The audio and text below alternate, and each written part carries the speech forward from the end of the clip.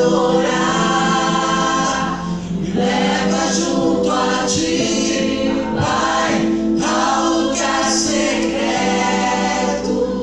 Perto eu quero estar, viver pra te adorar.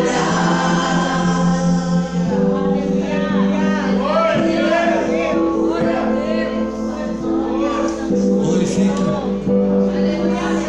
Abra tua boca e glorifica.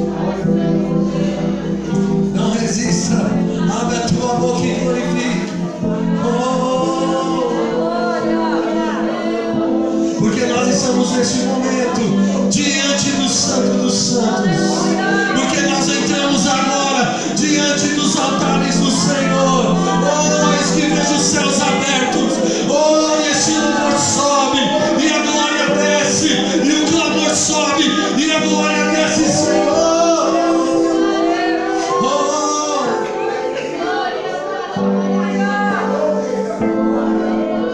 Na liberdade, Senhor.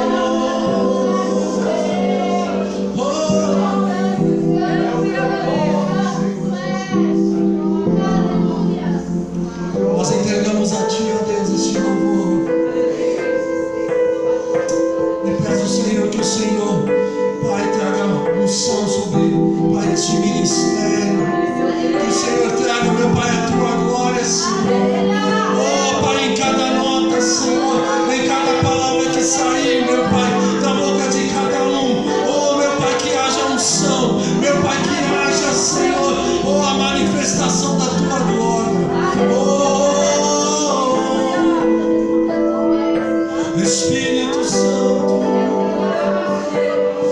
Oh,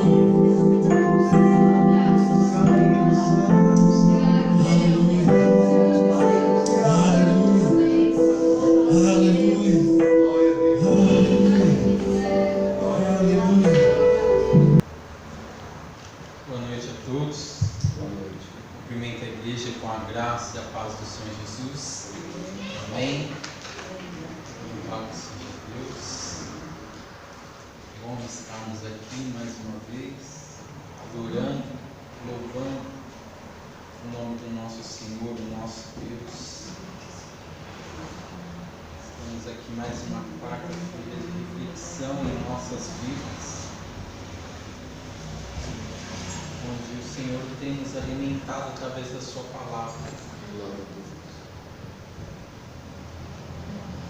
Hoje eu quero fazer uma breve reflexão com os irmãos a respeito da nossa vida cristã, nossa vida espiritual, a respeito da nossa fé. Pelos dias que nós vivemos, por tudo que nós vivemos, né? Acredito que todos aqui, cada um tem os seus afazeres, dependente de se você trabalha, se você estuda, o que você faça. Nós vivemos numa época onde o nosso dia a dia é bem corrido. Às vezes você até fala, poxa, mas aquela pessoa não faz nada, mas se nós prestarmos atenção, acho que até aquele que não faz nada tem um dia corrido, porque hoje as coisas passam muito rápido. Hoje eu passei o dia com a Giovana, tive que resolver algumas coisas no centro. Eu me lembrei que eu tinha que levar ela num lugar que era bem próximo de onde eu tinha que ir. Então eu falei, vou, né, pegar a Giovana, já aproveito e faço as duas coisas ao mesmo tempo. E acabou que a gente quase não conseguiu fazer tudo o que tinha que fazer a Giovana, porque o dia é muito corrido, é muito rápido.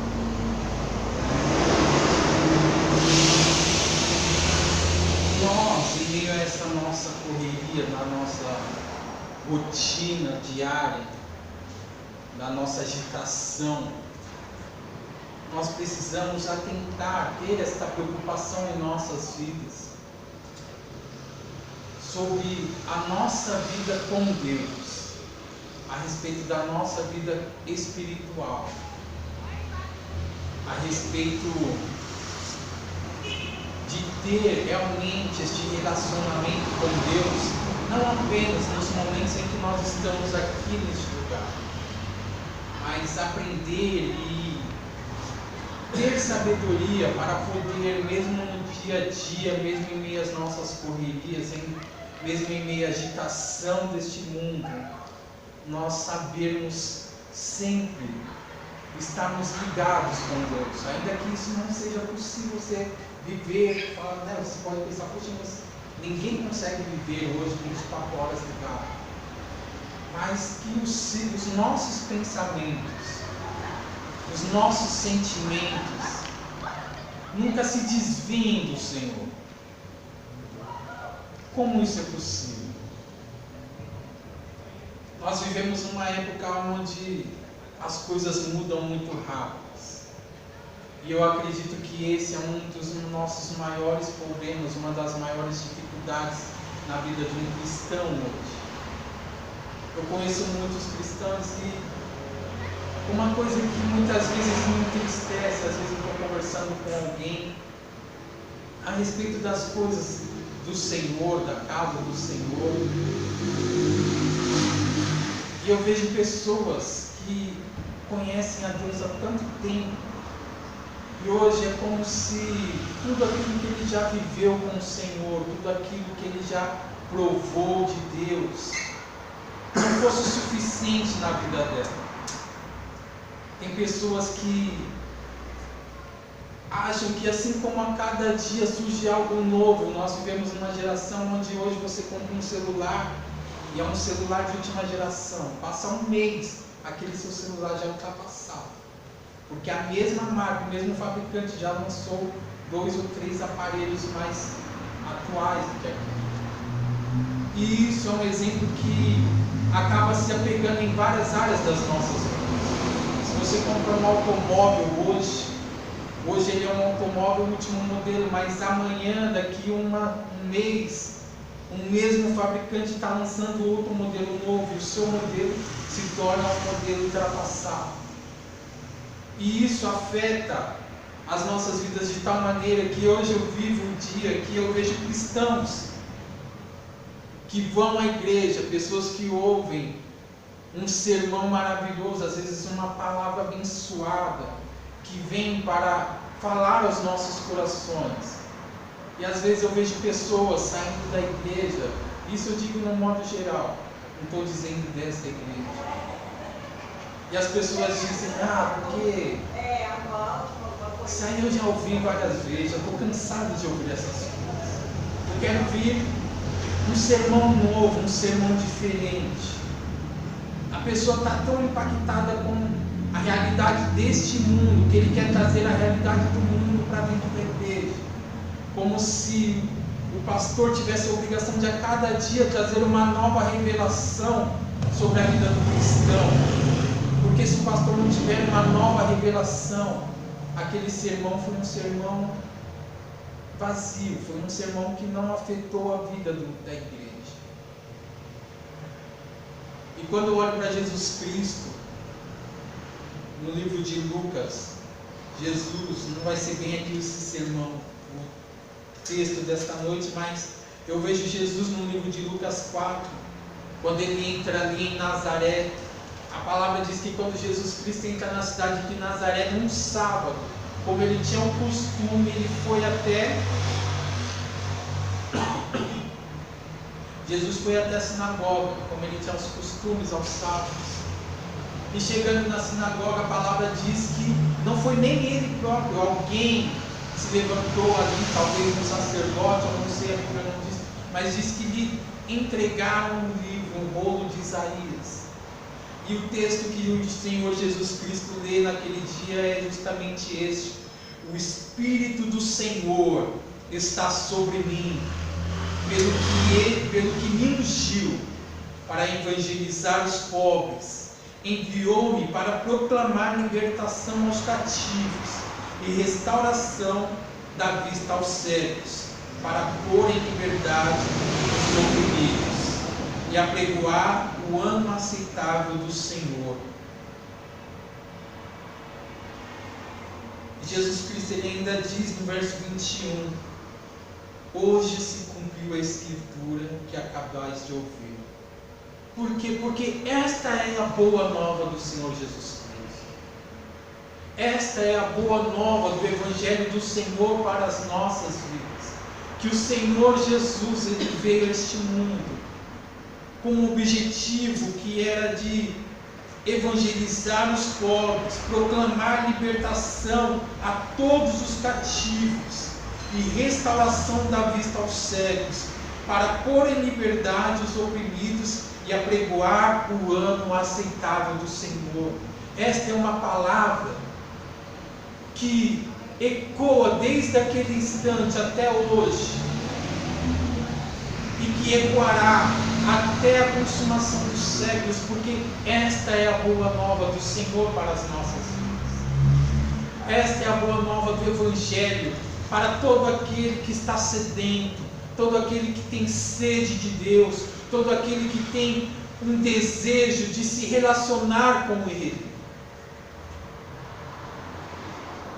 E quando Jesus fala aqui, libertação, restauração à vista aos cegos, Ele não está falando simplesmente daqueles que se encontram cegos fisicamente, mas Ele está falando justamente deste povo que tem ouvido a sua palavra com os seus ouvidos, mas é como diz aquele ditado popular, é como se a palavra entrasse por um ouvido e saísse pelo outro, porque muitas vezes a pessoa não consegue compreender a grandeza e a essência do Evangelho de Cristo para as suas vidas.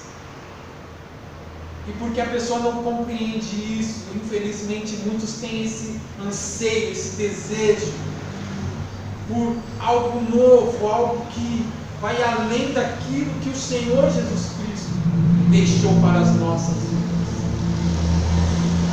Vai além daquilo que realmente significa e são as boas novas do Evangelho de Deus para a sua igreja.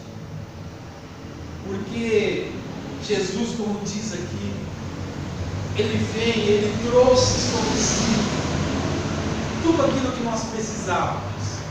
Estava em Cristo Jesus. Eu gosto muito daquele versículo no final, lá na sua última, quando Ele estava nos seus últimos instantes, no seu último suspiro na cruz. Antes de entregar render o seu espírito ao Senhor, Ele diz: está consumado. Quando Cristo entrega ali, diz esta frase: está consumado, está feito.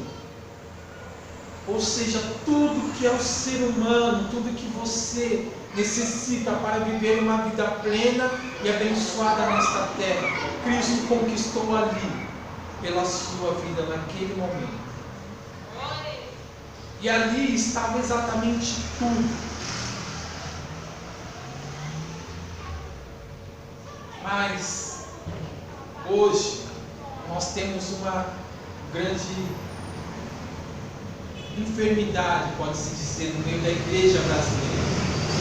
A igreja brasileira, ela meio que está dividida, porque ao mesmo tempo que nós temos esta palavra tão viva, tão eficaz e verdadeira, sendo pregada aos quatro cantos desta nação, nós vemos no meio desta nação pessoas que têm usado esta palavra de forma deturbadora, tentando tirar proveitos próprios, tentando enganar e ludibriar. E aonde surge, nós temos visto muito falar a respeito do Evangelho da prosperidade.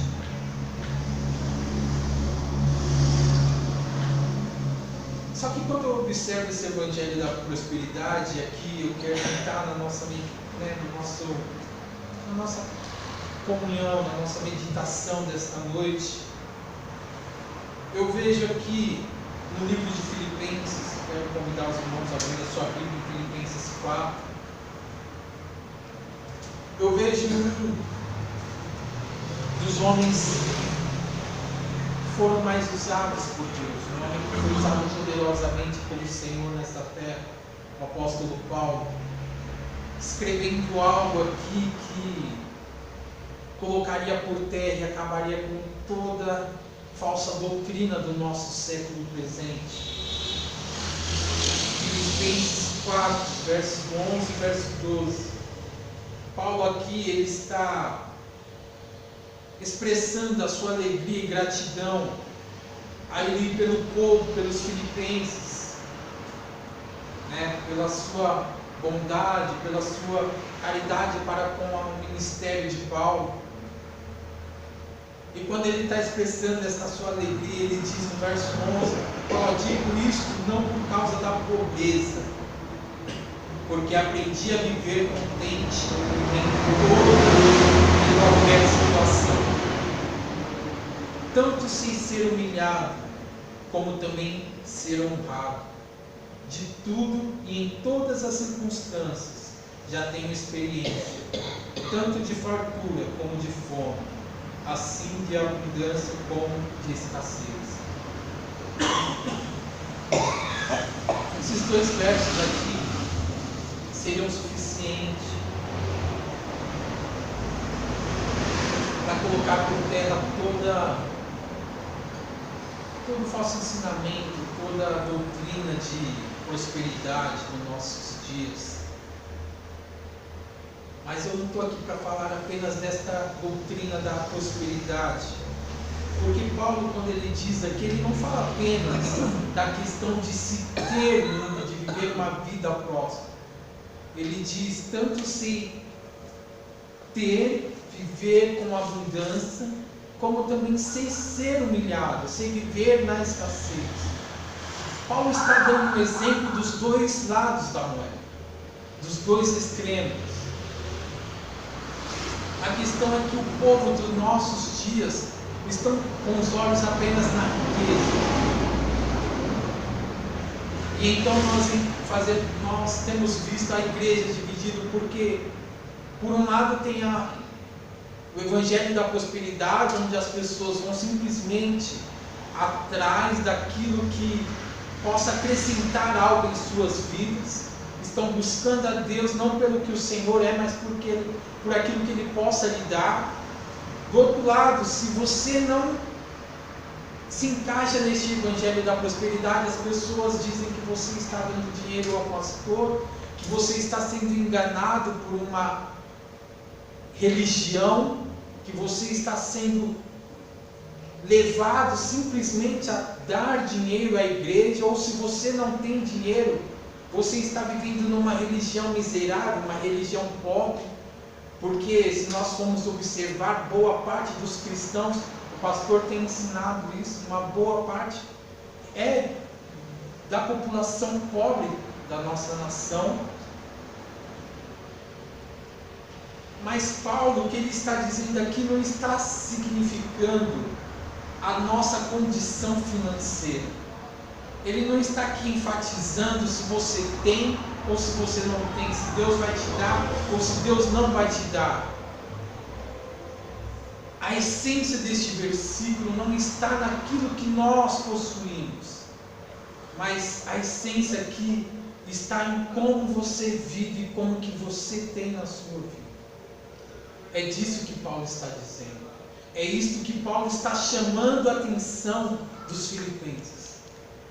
Ele falou: olha, eu já passei por momentos de muita abundância em minha vida. E eu também já passei por momentos de muita escassez. Mas em toda e qualquer circunstância, eu sei viver. Em toda e qualquer circunstância, o Senhor tem me ensinado a viver e a passar por todas essas situações na minha vida. É isso que Paulo está ensinando à igreja naquele momento. Que é possível você estar passando na sua vida hoje um momento de dificuldades e ainda assim estar e ter uma vida totalmente ligada com o Senhor, uma vida totalmente diante do altar de Deus, na presença de Deus. Como você também pode passar pelos melhores dias da sua vida, sem se desviar nem sair dos caminhos do Senhor. Ainda que esses dois extremos, muitas vezes, coloquem armadilhas na vida do cristão. Assim como a própria palavra do Senhor nos alerta a respeito das riquezas, a respeito sobre ter muito, a palavra diz que muitas vezes isso acaba sendo uma pedra de tropeço na vida do ser humano. Porque quando nós temos em abundância, muitas vezes você acha que você não depende de nada, você acha que você não depende de ninguém. E isso muitas vezes leva o ser humano a abandonar uma vida de fé, uma vida onde você aprendeu a viver na dependência de Deus e passa a viver totalmente na sua dependência, porque você acha que você pode fazer tudo o que você quer na sua vida. Do outro lado está, nós vemos, isso é uma realidade muito forte aqui, às vezes eu encontro algum irmão, e se o irmão está passando uma dificuldade, se o irmão está passando algum aperto na sua vida, o irmão já traz isso de forma espiritual. Ele fala: olha, eu estou num estreito, estou passando num vale, acho que Deus está me provando. Como se Deus tivesse prazer nessas coisas. Como se o fato de muitas vezes nós passarmos por dificuldades na nossa vida, seja ela na nossa vida financeira, seja na nossa vida familiar, se o cristão passa por uma dificuldade, muitos acham que é Deus provando a sua vida. Quando a palavra diz, o próprio Senhor Jesus Cristo disse que nós passaríamos por todo tipo de situação nesta vida, sejam momentos de alegria, sejam momentos de tristeza, sejam momentos de fartura, como diz Paulo, sejam momentos de escassez. Nós estamos sujeitos a tudo em nossas vidas. O que a palavra do Senhor, o que o apóstolo Paulo aqui está nos ensinando, é aquilo que o Senhor Jesus Cristo diz na parábola lá, que o homem sábio é aquele que constrói a sua casa sobre a rocha. Porque quando você constrói a sua casa, alicerça a sua casa na rocha, e a rocha que é a palavra do Senhor, é o verdadeiro evangelho, esta é a essência do Senhor, você pode passar pelo que for na sua vida, os ventos podem soprar contra a sua vida, nada é capaz de te abalar, porque você está firme no Senhor e na sua palavra. E nada neste mundo é capaz de roubar aquele que está alicerçado no verdadeiro Evangelho de Jesus Cristo.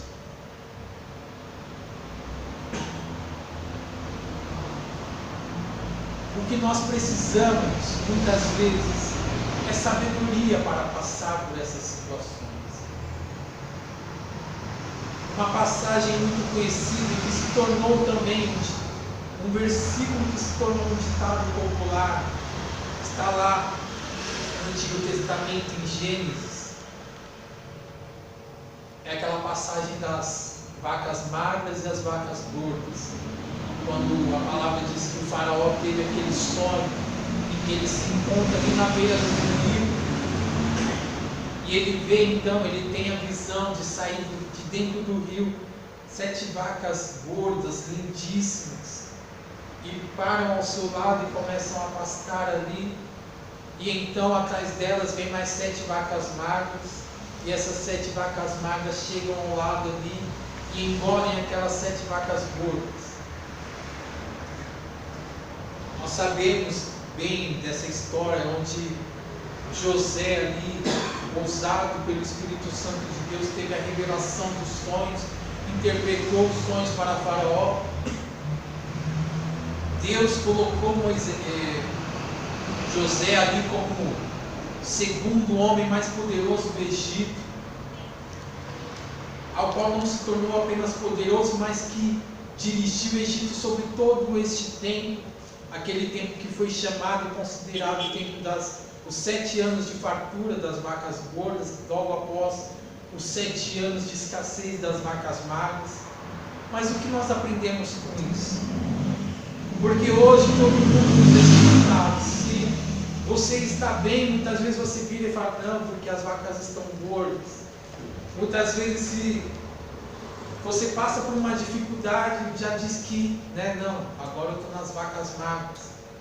Mas nós não lembramos que em todo este período, nesses 14 anos, José naquela cidade, cheio de sabedoria, usado pelo Espírito Santo de Deus, ele soube dirigir não apenas a sua vida, mas dirigir toda uma nação.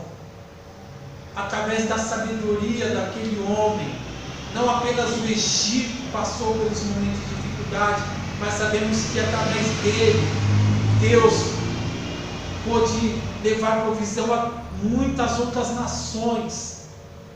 A palavra diz que vinham povos de toda a terra para comprar mantimentos no Egito. Não na época da fartura, na época da fome. Quando o Egito não produzia mais nada, a palavra diz que ele ainda assim, por causa não dos anos de fartura, mas por causa dos anos de sabedoria daquele homem, nos momentos de dificuldade, o Egito foi capaz de produzir, de vender alimentos para povos de todas as nações. Isso, se nós formos refletir verdadeiramente nessas coisas, o que a palavra do Senhor tenta nos mostrar e nos ensinar é que nós não devemos colocar os nossos olhos na situação. Nós nunca em nossas vidas devemos colocar os nossos olhos nas circunstâncias que estão ao nosso redor, mas os nossos olhos devem estar sempre no Senhor, assim como diz o salmista, porque é dele quem vem os nossos socorros. Se você observar, aqueles que têm dinheiro, que têm posses, estão a cada dia conquistando mais ainda. E aqueles que vivem chorando, que estão em crises, que passam de dificuldade. Se você olhar, a pessoa vive chorando, mas a pessoa também não para de gastar. Ou seja, ainda que as coisas estejam difíceis, não é essa crise que o mundo tem pintado, que nós temos visto nos telejornais, não é isso a nossa realidade, a nossa verdadeira realidade. Pelo contrário, se nós observarmos a palavra, se nós, assim como a palavra do Senhor nos ensina a andar com sabedoria, se nós aprendermos a andar nesta terra com sabedoria, não importa se está num momento bom de economia lá, ou se você está passando pela maior crise, isso nunca vai afetar a sua vida. Se você for uma pessoa que anda com sabedoria nesta terra, a palavra do Senhor diz que nada destas circunstâncias serão capazes de roubar a paz do seu coração. Para nós encerrarmos aqui, um texto bem conhecido, lá de Abacuque 3, 17, um texto que todos nós conhecemos. Abacuque, no finalzinho do capítulo 3, a partir do verso 17, a palavra do Senhor, ela diz: ainda que a figueira não floresça, nem haja fruto na vide, o produto da oliveira minta e os campos não produzam mantimento, as ovelhas sejam arrebatadas do aprisco, e nos currais não haja gado, todavia eu me alegro no Senhor, e exulto no Deus da minha salvação. O Senhor Deus é a minha fortaleza, e faz os meus pés como os da corça, e me faz andar altaneiramente. Aleluia. Glória a Deus. O que mais chama a atenção aqui é que as pessoas leem isso como se o escritor estivesse passando por tudo isso, mas não é que ele está passando, ele diz: ainda que isso aconteça, ainda que a figueira não floresça, ainda que sobrevenha todos estes males, ainda que o produto da oliveira minta, que os campos não produzam mantimento, ele fala: todavia eu me alegro no Senhor. Glória a Deus. Ou seja, nada disso é capaz de roubar a paz do coração desta pessoa. Mas por que ele se alegra no Senhor? Porque ele é louco? Não, não é loucura. Ele fala, ele exulta no Deus da minha salvação. Aqui são palavras de uma pessoa que tem essa plena certeza que a salvação dele vem do Senhor, não vem deste mundo, não vem do ser humano, não vem de ninguém. A nossa salvação está em Deus. E ele fala, o Senhor Deus, Ele é a minha fortaleza. É Ele quem me protege. É nele quem eu estou seguro. É nele que eu me sinto tranquilo. Porque o Senhor Deus é a minha fortaleza e faz os meus pés como da corça e me faz andar altaneiramente. Isto é a palavra de uma pessoa que realmente crê e confia no Senhor, independente das circunstâncias, independente da realidade que esteja vivendo. Porque a própria palavra do Senhor nos mostra, nos ensina que tudo neste mundo, tudo em nossas vidas, terrena nesta terra é passageiro. Tudo que está aqui vai passar um dia. A única coisa que é eterna, a única coisa que não passa, a única coisa que permanece para sempre é a palavra do Senhor que está em nossos corações. E é por isso que nós nos agarramos nela. É por isso que nós nos apegamos a esta palavra. Porque assim como eu disse aqui no começo, entenda bem, eu não estou aqui levando, nem querendo ministrar nem o evangelho da prosperidade, nem o evangelho da pobreza, porque eu creio num Deus que é capaz de nos fazer prosperar em todas as coisas, e ao mesmo tempo nos ensina, assim como ensinou a Paulo, ensina a mim, ensina a você, a saber viver bem em toda e qualquer circunstância da sua vida. Mas o que eu quero deixar nesta noite, nesta reflexão para as nossas vidas, é que nós possamos aprender cada dia mais a colocarmos a nossa fé e confiança no Senhor. Cada dia mais nós aprendermos a andar, assim como nós temos aprendido nesta igreja, andar e exercer a fé do Senhor em nossas vidas. Viver verdadeiramente uma vida de fé. Ser um homem, uma mulher de fé. Porque a pessoa, quando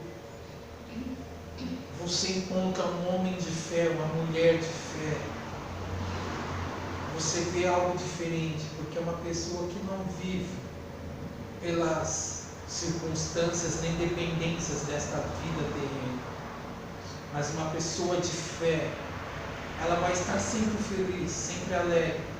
Como o pastor ministrou aqui no domingo, ela vai estar sempre esbanjando os frutos do Espírito Santo na sua vida, porque ela aprendeu a viver dependendo unicamente do Senhor. Amém?